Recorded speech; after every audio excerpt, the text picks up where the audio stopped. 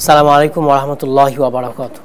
আলহামদুলিল্লাহি ওয়াহদা ওয়াসসালাতু ওয়াসসালামু আলা আবদিহিল মুস্তাবা আল মুস্তাফা ওয়া আলা আলিহি ওয়া সাহবিহি রাশাদা। বন্ধুরা, আরডি প্রেজেন্স দি ইসলামিক পডকাস্ট থেকে স্বাগত জানাচ্ছি মাসুম বিল্লাহ বিন রেজা। আজ আমার সাথে কোস্ট হিসেবে রয়েছেন হাফেজ কারি মাওলানা সরার হোসাইন।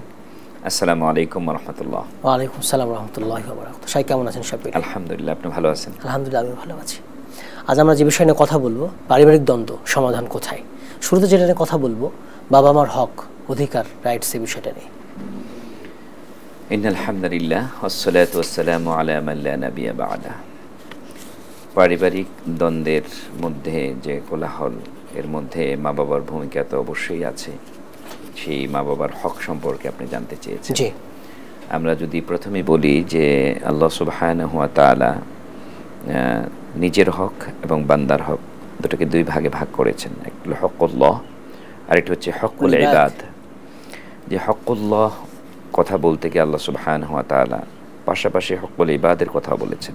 প্রতিদিনের পুষ্টির চাহিদা পূরণে পরিপূর্ণ আস্থায় আরডি ইউএচটি মিল্ক, ভালোবাসার বিশুদ্ধতায়।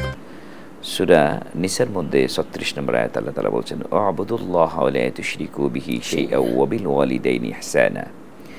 এই একটি আয়াতে আল্লাহ সুবহানাহু ওয়া তাআলা দুটি হকের কথা বলেছেন। একটি হক হচ্ছে আল্লাহ সুবহানাহু ওয়া তাআলার হক, তার ইবাদত করবে, তার সাথে কাউকে শিরিক করবে না, শরীক করবে না। জি জি, এটা হচ্ছে তার হক। যেই শিরিক করলো সে আল্লাহর হক নষ্ট করলো। পাশাপাশি বলা হয়েছে অবিল ওয়ালিদাইনি ইহসানা, যে পিতামাতার সাথে সদাচরণ করো। যে এই যে পিতামাতার সাথে সদাচরণ, এটা হচ্ছে বান্দার হক। বান্দার হক বলতে পৃথিবীতে যত বান্দা আছে আল্লাহর, সমস্ত বান্দাদের সাথে প্রত্যেক বান্দা বান্দির একটা সম্পর্ক আল্লাহ তাআলা জড়িয়ে দিয়েছেন। যে এই সম্পর্ক আরশ আজিম পর্যন্ত ঝুলন্ত অবস্থায় আছে, রেহেম যাকে বলা হয়। আর সেই সুন্দরতম সম্পর্ক যেটা আল্লাহ সুবহানাহু ওয়া তাআলা আমাদেরকে উপহার দিয়েছেন, দান করেছেন, সেটা হচ্ছে মা বাবার এবং সন্তানের সম্পর্ক। এই সম্পর্কে অটুট রাখার জন্য, এই সম্পর্ক ঠিক রাখার জন্য আল্লাহ সুবহানাহু ওয়া তাআলা দায়িত্ব দিয়েছেন।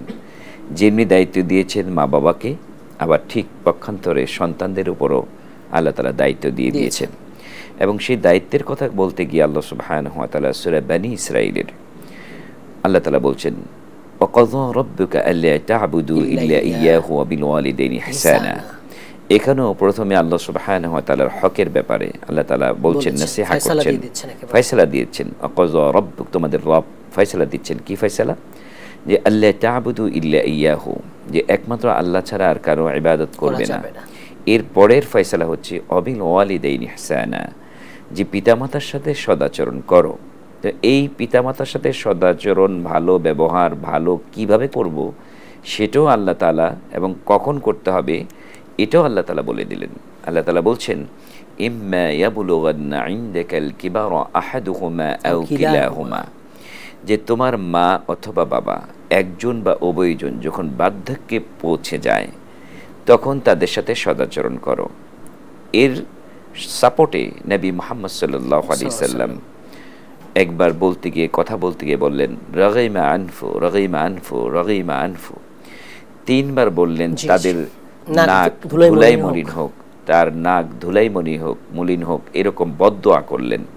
মানুষের ধ্বংস হোক। সাহাবায়ে আজমান জিজ্ঞেস করলেন, ইয়া রাসূলুল্লাহ, কে সেই লোক যার ব্যাপারে আপনি তিনবার বলছেন সে ধ্বংস হোক, তার নাক অপমানিত হোক, লাঞ্ছিত হোক? তখন নবী মুহাম্মদ সাল্লাল্লাহু আলাইহি সাল্লাম বললেন, যে ব্যক্তি বৃদ্ধ অবস্থায় তার মা অথবা বাবাকে পেল, অথচ তাদের খিদমা করে, তাদের সাথে সদাচরণ করে জান্নাত কনফার্ম করতে পারল না, তাদের জন্য এই দুর্ভোগ, তাদের জন্য এই অপমানের বদদোয়া।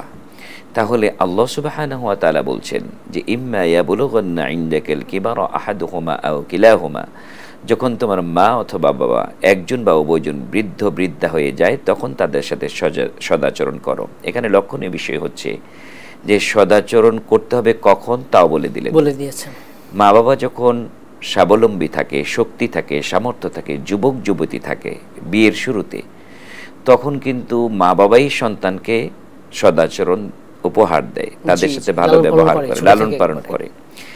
পক্ষান্তরে আল্লাহ সুবহানাহু ওয়া তাআলা ওই শিশুকালে আমাদেরকে মা বাবার সাথে সদাচরণ করতে বলেননি, মা বাবা যখন আমার শিশুকালকে পরিশ্রম করে, অক্লান্ত পরিশ্রম করে আমাকে তিল তিল করে বড় করার দায়িত্ব পালন করলেন, আমি যখন যুবক হয়ে গেলাম, আমাকে বড় করতে করতে আমার মা বাবা বৃদ্ধ বৃদ্ধা হয়ে গেলেন। এটা এজিং প্রসেস, এটা হবেই। সন্তান ছোট থাকবে, মা বাবা যুবক থাকবে, সন্তান বড় হবে, মা বাবা বৃদ্ধ হয়ে যাবে, এটাই স্বাভাবিক। তো ঠিক ওভাবে আল্লাহ তাআলা বলছেন যে তোমার, হে যুবক, হে যুবতী, তোমার মা অথবা বাবা যখন বৃদ্ধ বৃদ্ধা হয়ে যায় তখন অসহায় হয়ে যায়, তখন তাদের শক্তি সামর্থ্য থাকে না।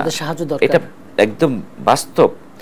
তোমার মতো শিশু কালে যেরকম তোমার শক্তি সামর্থ্য ছিল না, তুমি অসহায় ছিলে, তোমার মা বাবা এখন তোমার কাছে অসহায়, এই জন্য তুমি ভুলে যেতে পারো, কিন্তু আমার আল্লাহ ভুলেন নাই, তোমাকে দায়িত্ব দিয়ে দিয়েছেন। আল্লাহ বলছেন যে তোমার দায়িত্ব হচ্ছে 4টা। সুন্দর। 1 নম্বর বলছেন ফালা তাকুল্লাহুমা উফ, কখনো মা বাবার সাথে উহ আহ এরকম বিরক্ত শব্দ করবে না। করবে না মানে কি? হারাম, হারাম নিষেধাজ্ঞা। আল্লাহ সুবহানাহু ওয়া তাআলা চিরতরে নিষেধ করে দিলেন, ফালা তাকুল্লাহুমা উফ, আহ ও শব্দ বলবে না। 1 নম্বর হারাম, নিষেধ করলেন। 2 নম্বর বলেন ওয়ালা তানহারহুমা, ধমক দিয়ে কথা বলবে, তাদের সাথে কখনো ধমকের সুরে কথা বলবে না। 2টি না করলেন। এরপরে পাশাপাশি বলছেন, তাহলে যদি প্রশ্ন করতাম আল্লাহর কাছে যে আল্লাহ তাহলে আমার মা বাবার সাথে পজিটিভ কি, কিভাবে আমি ইহসান করতে পারি, দয়া করতে পারি, সদাচরণ করতে পারি, তুমি যে বললে সদাচরণ করো, এই হক আমি কিভাবে আদায় করতে পারি, তখন আল্লাহ তাআলা বলছেন ওয়াকুল্লাহুমা কাওলান কারীমা, তাদের সাথে নরম ভাষায় কথা বলতে হবে। 1 নম্বর সম্মানজনক ভাবে কথা বলতে হবে, তাদের সাথে সম্মান দিয়ে কথা বলতে। ওয়াকুল্লাহুমা কাওলান কারীমা। এরপরে বলছেন আখফিজ লাহুমা জানাহাজ যুল্লি মিনার রাহমা, শুধু কথায় তাদের সাথে নম্র ব্যবহার করবে এমনটি নয়, তোমার বডি ল্যাঙ্গুয়েজ, তোমার যে বডির মাধ্যমে যে ভাষা প্রয়োগ হয়, তোমার যে আচরণ, এই আচরণ হাত পা উঠা বসা এগুলিও যেন মার্জিত হয়। কেমন? যদি তোমার আল্লাহ তাআলা 2টি ডানা দিতেন, রহমতের ডানা দিতেন, তাহলে সেই ডানা বিছিয়ে যেরকম তোমার মা বাবার সামনে বসে থাকতে শ্রদ্ধার সাথে, সম্মানের সাথে, ঠিক অনুরূপ আখফিজ লাহুমা জানাহাজ যুল্লি মিনার রাহমাতি, রহমতের নজর নিয়ে, রহমতের দৃষ্টিকোণ থেকে, দয়ার দৃষ্টিকোণ থেকে, আমার মা বাবা অসহায়, আমার সামনে তারা খিদমতের জন্য অপেক্ষমান, কখন আমি তাকে ওষুধ দিব, কখন তাকে আমি বলে খাবার খাওয়াবো, কখন আমার মা বাবার আমি গোসলের ব্যবস্থা করব, আমার উপর ডিপেন্ডেন্ট যখন হয়ে যায়, তখন আল্লাহ তাআলা বলছেন আখফিজ লাহুমা জানাহাজ যুল্লি মিনার রাহমা, বিরক্ত হইও না, তাদের সাথে জোরে কথা বলো না, তাদের সাথে উহা শব্দ ব্যবহার করো না, তাদের সাথে নরম ভাষায় কথা বলো এবং তাদের সাথে এমন আচরণ করো যে আচরণ তোমার হবে রহমতের দৃষ্টিকোণ থেকে হবে। ডানা বিছিয়ে দাও। তোমার পৃথিবীতে যত মানুষ আছে, তোমার যত শুভাকাঙ্ক্ষী আছে, সবচেয়ে বড় শুভাকাঙ্ক্ষী তোমার মা বাবা। কাজেই সেই মা বাবার সাথে তোমাকে আল্লাহ তাআলা এইভাবে আচরণ করতে বলেছেন। গেল 4টি কথা, 2টি নিষেধ করলেন যে তোমরা আহ ও শব্দ করবে না, ধমক দিবে না, উপদেশ দিলেন নরম ভাষায় কথা বলো এবং তাদের সামনে তুমি এমনভাবে দাঁড়াও যাতে করে তোমার দাঁড়ানোর ভঙ্গিমা দেখেই তারা সন্তুষ্ট হয়ে যায়। এরপরে যদি এরকম হয়ে যায় তোমার মা বাবা এতটা অসহায়, তোমার মা বাবা আজকে দুনিয়াতে নাই, তোমার আফসোস হচ্ছে যে আজকে আমার মা বাবা যদি থাকতো তাহলে আমি আমার মা বাবার খিদমত করতাম, আমার মা বাবাকে জীবনে আমি অনেক কষ্ট দিয়েছি, অনেক এরকম হয়, মারা যাওয়ার পরে অনুভূতি হয় যে আজকে আমার মা বাবা নাই, আজকে বুঝতে পারছি যে ঘরটা কত শূন্য, আজকে ইফতার করছি ছেলে মেয়েকে নিয়ে, সাহারি করছি, সাহারি খাচ্ছি, কিন্তু আমার মা বাবা নাই। গত বছরও মা বাবা ছিল, একসাথে বসে ইফতার করছি, একসাথে সাহারি খেয়েছি। আজকে অনেকের মা বাবা এই রমজানে হারিয়েছে, রমজানের আগেই হারিয়ে ফেলেছে। তাদের ভিতরে এখন কান্নার রুল যে আজকে যদি মা বাবা থাকতো। এমনও হতে পারে গত বছর অর্থনৈতিক অবস্থা ভালো ছিল না, কিন্তু আজকে অর্থনৈতিক অবস্থা ভালো, কিন্তু মা বাবাকে সেই খাবার আপনি দিতে পারছেন না, তখন আফসোস হবে। এই জন্য আল্লাহ সুবহানাহু ওয়া তাআলা বলছেন আকুল্লাহুমা কাওলান কারীমা। এই কথাগুলি শেষে যে 4টির মধ্যে 5ম যেটা বললেন সেটা বললেন অকুল রব্বিরহামহুমা কামা রাব্বায়ানি সগীরা। তোমরা বলো, অকুল মানে তোমরা বলো, হে নবী আপনি বলুন, রব্বিরহামহুমা কামা রাব্বায়ানি সগীরা। আমাদেরকে বলতে বলেছেন। যত দোয়া আপনি দেখবেন সব দোয়া নবী মুহাম্মদ সাল্লাল্লাহু আলাইহি সাল্লাম নিজে শিখিয়েছেন। আপনি যখন ঘুমাতে যাবেন তখন দোয়া আছে, নবী বলেছেন তখন বলো আল্লাহুম্মা বিইসমিকা ওয়া আমুতু ওয়া আহইয়া। যখন ঘুম থেকে উঠবে তখন বলো আলহামদুলিল্লাহিল্লাযী আহইয়ানা বা'দা মা আমাতানা ওয়া ইলাইহিন নুশুর। যখন বাথরুমে টয়লেটে যাবে তখন বলো আল্লাহুম্মা ইন্নী আউযু বিকা মিনাল খুবুসি ওয়াল খাবাইস। যখন বের হবে তখন বলো গুফরানাকা। এভাবে করে যখন তুমি খাওয়া শুরু করবে বলো বিসমিল্লাহ, যখন শেষ করবে বলো আলহামদুলিল্লাহ। সমস্ত দোয়া, মসজিদে ঢুকবে আল্লাহুম্মা আফতাহলি আবওয়াবা রাহমাতিক। এভাবে দোয়া নবী মুহাম্মদ সাল্লাল্লাহু আলাইহি সাল্লাম 24 ঘন্টার দোয়া শিখিয়েছেন। কিন্তু একটা দোয়া স্বয়ং আল্লাহ সুবহানাহু ওয়া তাআলা শিখিয়েছেন, তা হলো অকুর রব্বিরহামহুমা। আল্লাহ নিজে স্বয়ং বলছেন, এ ছেলে, এ মেয়ে, তোমার মা নাই, তোমার বাবা নাই, তোমার মা বাবার জন্য দোয়া করো, রব্বিরহামহুমা কামা রাব্বায়ানি সগীরা। তোমার মা তোমার বাবা যেমনি করে ছোট্ট সময় তোমাকে কষ্ট করে লালন পালন করেছে, আজকে তোমার মা বাবা নাই, তুমি সেই কষ্ট অনুভব করতে পারবে না। তোমার যে সন্তান আছে তুমি দেখো তাদেরকে কেমন কষ্ট করে তুমি লালন পালন করছো। তুমি এখন আল্লাহর কাছে দোয়া করো। আল্লাহ শিখিয়ে দিচ্ছেন রব্বিরহামহুমা কামা রাব্বায়ানি সগীরা। আল্লাহ যেমনি করে আমার মা বাবা আমার জন্য কষ্ট করেছে, তুমি আমার মা বাবাকে কষ্ট দিও না। আমার মা বাবাকে তুমি ভালো রাখো, সুস্থ রাখো। মনে রাখবেন, দোয়া এমন একটি ইবাদত যে ইবাদত করতে সময় লাগে না, ওয়াক্ত লাগে না, ওযু লাগে না, গোসল লাগে না। আপনি এখন মনে পড়েছে আমার মা বাবার কথা, আপনি এখন আল্লাহর শেখানো ভাষা দিয়ে দোয়া করেন রব্বিরহামহুমা। পারলে চোখের দুফোঁটা পানি ফেলে দেন। আল্লাহ রব্বুল আলামিন সাথে সাথে মা বাবার কবরে যদি আযাব হয়ে থাকে আল্লাহ মাফ করে দিবেন। সন্তানের দোয়া কবুল হবেই, মিস নাই, হবেই। যেরকম আমার মা বাবার দোয়া কবুল হয়, মিস নাই। আল্লাহ নবী বলেছেন সাল্লাল্লাহু আলাইহি সাল্লাম যে 3 ব্যক্তির দোয়া কবুল হবেই পর্দা ছাড়া। 1 নম্বর হচ্ছে মুসাফিরের দোয়া, 2 নম্বর মজলুম ব্যক্তির দোয়া, 3 নম্বর মা বাবার দোয়া। মা বাবার দোয়া কবুল হবেই। এটা গুলি মিস হতে পারে, দোয়া মিস হবে না। বদদোয়া কবুল হবে, ভালো দোয়া কবুল হবে। এই জন্য নবী মুহাম্মদ সাল্লাল্লাহু আলাইহি সাল্লাম নিষেধ করলেন, তোমরা মা বাবা যারা আছো তোমরা সন্তানের জন্য বদদোয়া করবে না। এটা নিষেধ। দোয়া সব দোয়া করা যাবে, 3টা দোয়া করতে আল্লাহ নবী নিষেধ করেছেন। 1 নম্বর নিষেধ করেছেন তোমাদের জীবন নষ্ট হয়ে যাক, নিজের ধ্বংসের কামনার দোয়া করবে না।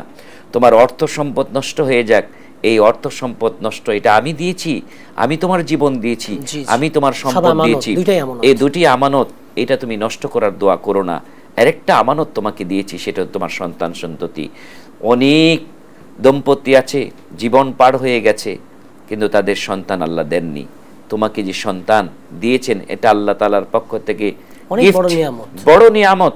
সেই নিয়ামতের ব্যাপারে যার নাই সে কাঁদে রব্বি ইশরাহলি, সে কাঁদে রব্বি হাবলি মিনাস সালিহিন, আল্লাহ আমাকে নেক সন্তান দাও। কিন্তু আল্লাহ যাদেরকে দিয়েছেন তাদেরকে বলছেন হতে পারে সন্তান বেয়াদব হয়ে গেছে, সন্তান তোমার কথা শুনছে না, তুমি বকে গেছে, তোমার সাথে সদাচরণ করছে না, তাহলে তুমি তার জন্য বদদোয়া করবে না, বরঞ্চ তুমি তার জন্য হিদায়াতের দোয়া করো যে আল্লাহ আমার ছেলে আমার মেয়েকে তুমি সঠিক পথে এনে দাও, সঠিক বুঝ দাও। এই জন্য প্রত্যেকটি মা বাবারও দায়িত্ব হলো সন্তানকে দ্বীনি ইলম শিক্ষা দেওয়া। আজকে আমি আপনি যে কোরআনুল কারীম থেকে উদ্ধৃতি দিয়ে, হাদিস থেকে উদ্ধৃতি দিয়ে কথা বলছি, আজকে যদি আমি আপনি সেই কথাগুলি জানলাম, নিজে প্র্যাকটিক্যাল জীবনে মানলাম না, তাহলে কিন্তু আমি আপনিও ধরা খেয়ে যাব। আজকে অনেক ভাই বোন আছেন যারা অনেক শিক্ষায় শিক্ষিত হয়েছে, দুনিয়ার শিক্ষায়, কিন্তু মা বাবার সাথে কিভাবে সদাচরণ করতে হবে সে কোরআন সুন্নাহ থেকে জানে নাই। এই জন্যই তো অনেক বড় বড় শিক্ষিত লোক যারা অনেক বড় বড় পদে আছে তাদেরকে আমরা দেখছি তাদের মা বাবাগুলি বৃদ্ধাশ্রমে পাঠিয়ে দিচ্ছে। সেই বৃদ্ধাশ্রমে তারা কি অবস্থায় আছে সেই খোঁজখবর পর্যন্ত নেয় না। আমরা করোনার সময় দেখেছি অনেক মা বাবা বৃদ্ধাশ্রমে মরে পড়ে আছে, লাশটা পর্যন্ত দাফন করার কোনো সন্তান ছিল না। অনেক সন্তান বিদেশের মাটিতে চলে গেছে মা বাবাকে দেশে রেখে, তাদের জন্য কাজের বুয়া রেখে গেছে, কাজের বউ দিয়ে তাদের খেদমত করাচ্ছে, কিন্তু তার নসিবে হলো না মা বাবার পাশে থেকে বসে থেকে তাদের খেদমত করে দোয়া নেওয়া। মনে রাখবেন দুইভাবে দোয়া নেওয়া যায়, একটি হলো পাওয়া দোয়া, একটি হলো দেওয়া দোয়া, আর একটা চাওয়া দোয়া। চাওয়া দোয়া হলে আপনার পৃথিবীর যে কোনো মানুষের কাছে বলতে পারেন ভাই আমার জন্য একটু দোয়া করবেন, এটা হলো চাওয়া দোয়া। আর পাওয়া দোয়া হলো যেই ব্যক্তি পাওয়া দোয়া, দেওয়া দোয়া হলো যেই ব্যক্তিকে খেদমত করলে, তার সাথে সদাচরণ করলে তার অন্তর থেকে দোয়া চলে আসে, সেটা হলো পাওয়া দোয়া, দেওয়া দোয়া। যে ব্যক্তি দোয়া দিল সে দোয়া দিল আর আপনি পেলেন, সেটা কিভাবে? সদাচরণের মাধ্যমে। আজকে যাদের ঘরে মা বাবা আছে তারা যদি মা বাবার হক আদায় করি, তাদের সাথে সুন্দরভাবে কথা বলি। আরডি নিয়ে এলো আসল ফ্রুট পাল্প দিয়ে তৈরি আরডি ফ্রুট ড্রিঙ্কস, লিচু আর অরেঞ্জের দুটি অসাধারণ ফ্লেভার। তাদের সমস্ত চাহিদাগুলি আমি পূর্ণ করি, তাদের যখন যা লাগবে। এমনকি রাসূল করিম সাল্লাল্লাহু আলাইহি সাল্লামের কাছে এক ছেলে গিয়ে বিচার দায়ের করেছে, ইয়া রাসূলুল্লাহ, আমার বাবা এমন যে আমার সম্পদ থেকে যখন খুশি তাই খরচ করে, আমাকে জিজ্ঞেস করে না। এটা কেমন হলো? আমি কামাই করি, আমাকে কোনো না জিজ্ঞেস করে আমার মা, আমার বাবা আমার এখান থেকে অর্থ খরচ করে। রাসূল করিম সাল্লাল্লাহু আলাইহি সাল্লাম বাবাকে ডাকলেন, বাবাকে জিজ্ঞেস করলেন আপনি কি তাই করেন? তখন বাবা বলছে, ইয়া রাসূলুল্লাহ, হ্যাঁ আমি তাই করি। তো একটু বলুন তো, আমি যে তাকে বড় করা পর্যন্ত যত খরচ দিয়েছি, যত টাকা খরচ করেছি, এই ব্যাপারে কোনোদিন কি আপনার কাছে বিচার দিয়েছিলাম? কোনোদিন কি কৈফিয়ত চেয়েছিলাম? আমার ছেলে তো আমার পকেট থেকে তার সমস্ত খরচ নিয়ে যায়, আমার বাড়িতে খায়, আমার বাড়িতে পড়ে, আমি কি আপনার কাছে বিচার দিয়েছিলাম? আমার ছেলে যে আপনার কাছে বিচার দায়ের করলো। নবী মুহাম্মদ সাল্লাল্লাহু আলাইহি সাল্লাম তখন রায় দিলেন, আজ থেকে সন্তান, তোমার যত সম্পদ আছে সব তোমার বাবার। সন্তান উপার্জন সব বাবার। তোমার সন্তানও, তোমার সন্তানের উপার্জন যা আছে সব তোমার। মানে বাবার পক্ষে রায় দিলেন, সন্তান যতই টাকা কামাক সব বাবার। সুবহানাল্লাহ। ইসলাম কতটুকু অধিকার দিয়েছে বাবা মাকে, যে সন্তান পারবে সন্তানের টাকা নষ্ট করতে? পারবে না। কখনো মা বাবা নিজের সন্তানের টাকা নষ্ট করে না, নেয় না, খুব দরকার না হলে বরঞ্চ তার ফ্যামিলিতে উল্টা বলে যে আজকে যে বেশি বেশি খরচ করছো, কি দরকার ছিল? আমার এত দামি পাঞ্জাবির দরকার নেই বাবা, তোমার ছেলে মেয়েকে কিনে দাও, তোমার আমার নাতিনদেরকে কিনে দাও, ভবিষ্যতের জন্য রাখো, এরকম উপদেশ দেয়। কখনো মা বাবা, অনেক ছেলে দেখবেন দেশের বাইরে থাকে, মা বাবা দেশে থাকে, আবার নিজের স্ত্রীও থাকে, আত্মীয় স্বজন থাকে, সবাই টাকা আনে, হাওলাত নেই, হ্যাঁ, টাকা এনে বাড়ি করে, গাড়ি করে, নিজের ভাইয়ের টাকা, বড় ভাই থাকে, ছোট ভাই টাকা ব্যবসা বাণিজ্য করে, কিন্তু দেশে আসার পরে মা বাবার কাছে কিন্তু টাকা দেয় নাই, সব দিয়েছে বন্ধু বান্ধব, আত্মীয় স্বজন, শ্বশুর বাড়ি, স্ত্রীর অ্যাকাউন্টে জমা দিয়েছে, মা বাবাকে বিশ্বাস করে, কিন্তু শেষে রেজাল্টটা কি হয়?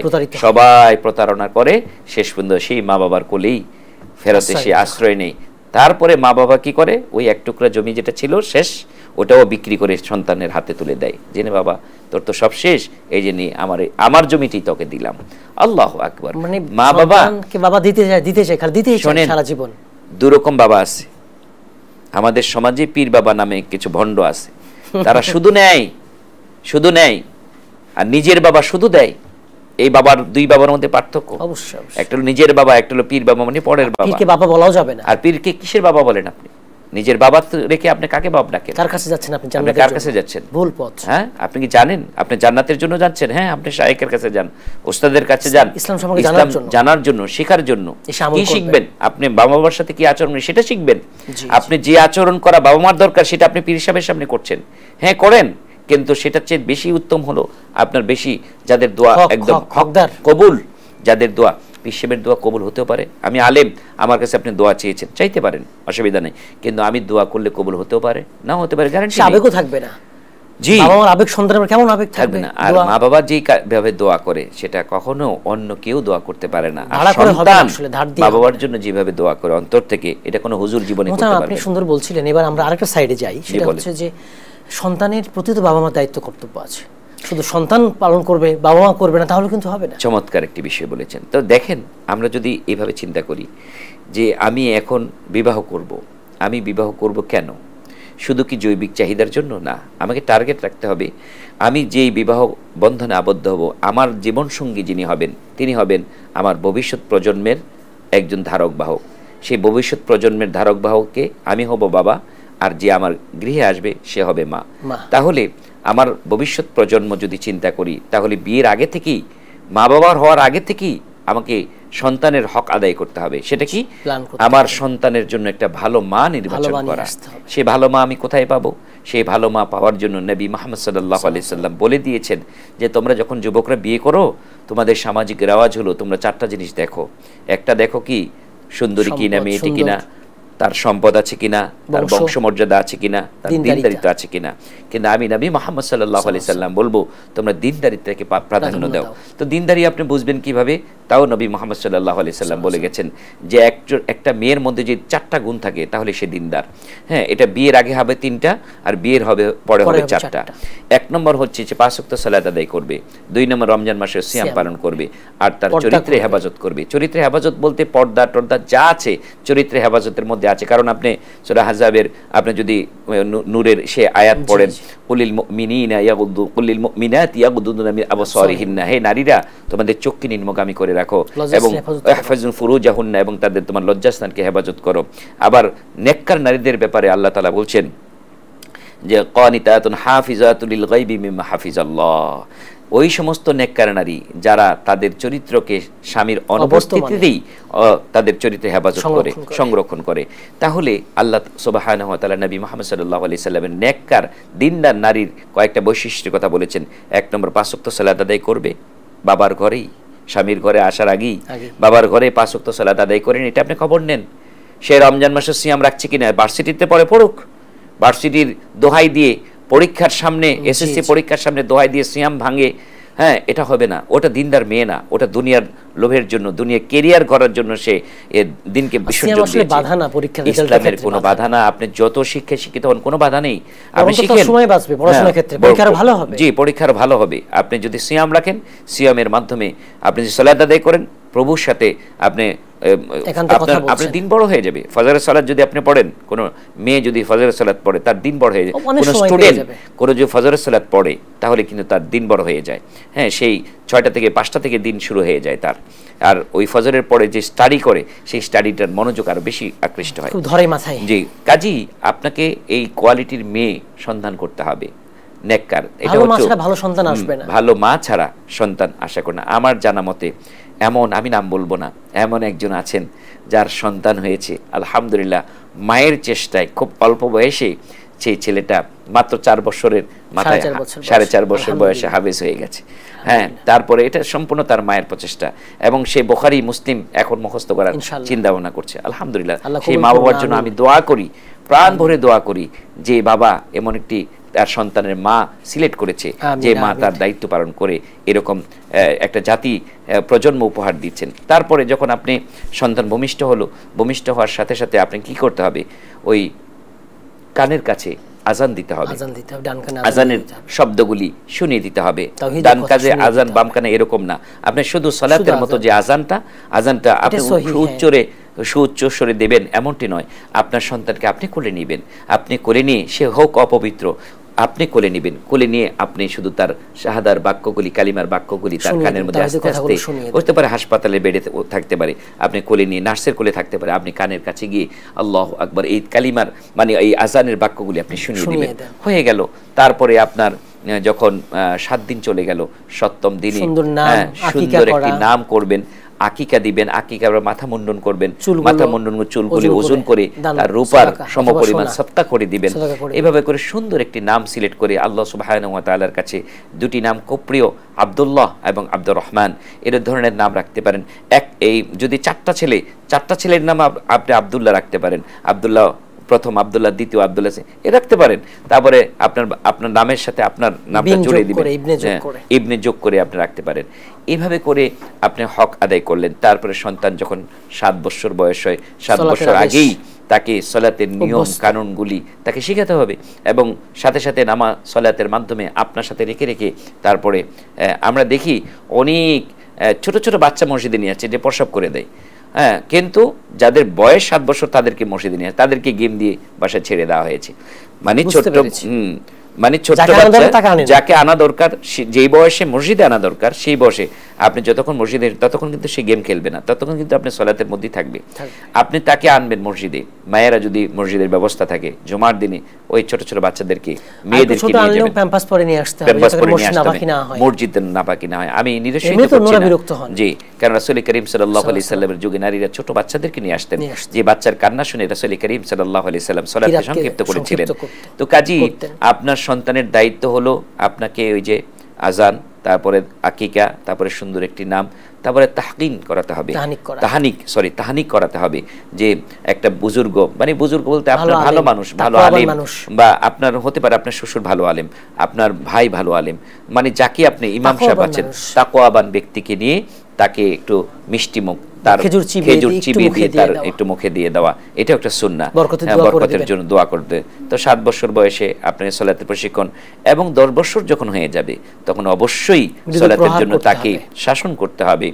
সেই শাসনের জন্য আপনাকে যে কৌশল অবলম্বন করতে হবে, 10 বছর বাচ্চাকে কেমন শাসন করা উচিত সেভাবেই করবেন, যতটুকু শাসন করলে সে আপনার সাথে আদবের লাঠি না রাখলে জি আদব হবে না। আর সন্তানকে সবসময় কাছে কাছে রাখার চেষ্টা করবেন, দিনী শিক্ষা দিতে হবে, এটা বড় ব্যাপার। আর রাতের বেলা যখন আমরা ঘুমাতে যাই, আমরা এই অভ্যাসটা করাতে, বাবা এখন ঘুমের দোয়াটা বলো তো, ঘুম থেকে যখন উঠলেন ঘুমের দোয়াটা বলো তো, তুমি যে এখন যে টয়লেটে যাবে বলো তো, ধরো টয়লেটে যাওয়ার দোয়াটা একটু বলে যাও, কোন পা দিবে বলো একটু, হ্যাঁ এই যে রাখো পানি রাখো, বাম হাতে না বাবা ডান হাতে খাও, হ্যাঁ এই যে আদবগুলি শিখাতে হবে। ছোট বাচ্চা যদি মেয়ে হয়, প্রত্যেকটা মার দায়িত্ব হচ্ছে, আজকে দর্শন বেড়ে গেছে, আমরা যে শুধু দর্শন শাস্তি এই সেই বলছি, কিন্তু আমি কি আমি মা হিসাবে আমার ছোট্ট সেই শিশু কন্যাটা যখন 10 বছর হয়ে যাচ্ছে, বালেগা হয়ে যাচ্ছে, তাকে কি পর্দার ব্যবস্থা আমি করছি? আমি নিজে মুখ ঢেকে, সমস্ত শরীর ঢেকে আমি মার্কেটে বের হচ্ছি, আর আমার যুবতী মেয়েটাকে ওপেন খুলে আমি মার্কেটে ঘোরাচ্ছি, এবং বদনজরের কিন্তু একটা ভয় আছে, যে ইসলামকে বদনজর সাপোর্ট করে। কাজী এই যে আপনি ওপেন তাকে খোলামেলা ছেড়ে দিয়েছেন, যেখানে তাকে আল্লাহ সুবহানাহু ওয়া তাআলা পৃথিবীর শ্রেষ্ঠ সম্পদ বলেছেন, নারীরা হচ্ছে পৃথিবীর শ্রেষ্ঠ সম্পদ, দুনিয়া কুল্লু মাতাউন, যে দুনিয়ার সব কিছু সম্পদ, তবে যে ইমরাতুন সালিহ নেককার নারী হচ্ছে শ্রেষ্ঠ সম্পদ। আমরা কি কখনো শ্রেষ্ঠ সম্পদ, দামি সম্পদ সুকেজের মধ্যে দেখার জন্য সাজিয়ে রাখি? না, নিশ্চয়ই না, লুকিয়ে রাখি, সিন্ধুকে ভরে রাখি। আমার কন্যা সন্তান হলো আল্লাহ সুবহানাহু ওয়া তাআলার পক্ষ থেকে সবচেয়ে বড় গিফট, এবং সবচেয়ে বড় সন্তান, দামি এই গিফটটাকে আমাকে সুন্দর করে পর্দার সাথে রাখতে হবে। তাহলে মেয়েদের জন্য পর্দা ব্যবস্থা করতে হবে, ছেলেদের জন্য আদব এবং মানুষের সাথে চলাফেরার জন্য প্রত্যেকটি বাচ্চাকে মা বাবা যদি শিখায়, বাবা ওই যে সালাম দাও, আর ঘরে ঢুকতে গেলে সালাম দাও, ঘরে কেউ নাই তারপরও সালাম দাও, হ্যাঁ ঘরে কেউ নাই তারপরও সালাম দাও। আপনি বাচ্চাকে নিয়ে শপিং করে আসলেন বা স্কুল থেকে আসলেন, ঘরে ঢুকবেন, চাবিটা খুললেন, তখন আপনি নিজে সালাম দেবেন, বাচ্চাকে বলবেন বাবা সালাম দে। বাচ্চা প্রশ্ন করবে বাবা কাকে সালাম দিব? আপনি বলবেন যে তুমি এখন যদি সালাম দিয়ে ঘরে ঢুকো তাহলে এই শয়তান ঘর থেকে পালাবে। জি, আপনি বলবেন যে যদি তুমি চাও তোমার খাদ্যের মধ্যে শয়তান অংশগ্রহণ না করুক, তাহলে তুমি খাওয়ার শুরুতে বিসমিল্লাহ বলো, কারণ তুমি যদি বিসমিল্লাহ না বলো তোমার খাদ্যের মধ্যে শয়তানের একটা অংশ দিয়ে দিলে। শয়তান বলে, যখন তুমি সালাম দিয়ে ঘরে ঢোকো না, তখন বলে, শয়তান বলে আজকে আমার থাকার জায়গা হলো, আর যখন বিসমিল্লাহ বলো না তখন শয়তান বলে আমার খাওয়ার জায়গা হলো, ব্যবস্থা হলো। আবার যখন তুমি বাথরুমে টয়লেটে যখন তুমি দোয়া না পড়ে ঢোকো, তখন শয়তান বলে আজকে আমার এনজয় করার সুযোগ হলো। তোমাকে উলঙ্গ অবস্থায় শয়তান তোমাকে দেখবে আর মজা নিবে। আর যখন তুমি সহবাসের সময় দোয়া না করবে, তখন শয়তান বলবে, হ্যাঁ সহবাসের সময়ও সে অংশ নিবে। নাউজুবিল্লাহ। মানে কত বড় শয়তান এভাবে করে আমাদেরকে, পরিবারকে নষ্ট করে দিবে। কাজে প্রত্যেকটি মা বাবার দায়িত্ব হচ্ছে সন্তানদেরকে সেফ জোনে রাখা, আদব কায়দার মধ্যে বড় করা। তাহলেই সন্তানদের মধ্য থেকে আমি ফিডব্যাকটা আমি যখন বৃদ্ধা হয়ে যাব তখন পেতে পারবো। তাহলে সামস্য মানে আমি আমার দায়িত্ব পালন করব, সন্তান দায়িত্ব পালন করবে, তাহলেই সংসারের দ্বন্দ্ব থাকবে না। জাযাকুমুল্লাহ খাইর। আমাকে মুহতারাম আপনি আমাদের মূল্যবান সময় দিয়েছেন, সুন্দর আলোচনা করেছেন, জাযাকুমুল্লাহ খাইর। আপনাকে ধন্যবাদ, জাযাকুমুল্লাহ খাইর। বন্ধুরা, আপনারা দেখছিলেন আর রিপ্রেজেন্টস দি ইসলামিক পডকাস্ট। আজ আমরা কথা বলছিলাম পারিবারিক দ্বন্দ্ব সমাধান কোথায়। যার যা হক অধিকার সেটা আদায় করলে দ্বন্দ্ব থাকবে না। বাবা মার হক বাবা মাকে দিতে হবে, স্ত্রীর হক স্ত্রীকে দিতে হবে, সন্তান সন্ততির হক সন্তান সন্ততিকে দিতে হবে, ভাই বোনের হক তাকে দিতে হবে, কোনো কম্পেয়ার করা যাবে না। তাহলেই এই দ্বন্দ্ব থাকবে না। আল্লাহ তাআলা আমাদের তৌফিক দান করুন, আমাদের পরিবার দ্বন্দ্বগুলো দূর করে দেন। আমিন। আসসালামু আলাইকুম ওয়া রাহমাতুল্লাহি ওয়া বারাকাতুহু। প্রতিদিনের পুষ্টির চাহিদা পূরণে পরিপূর্ণ আস্থায় RD UHT মিল্ক, ভালোবাসার বিশুদ্ধতায়।